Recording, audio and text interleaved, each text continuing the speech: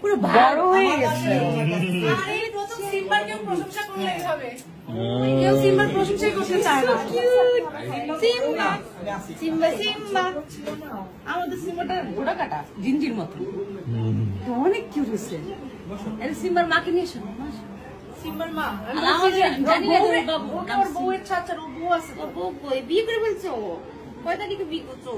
বিয়ে করছে অটো মানে না বলে হঠাৎ করে দেখি তাদের মধ্যে প্রেম চলতেছে, কিছু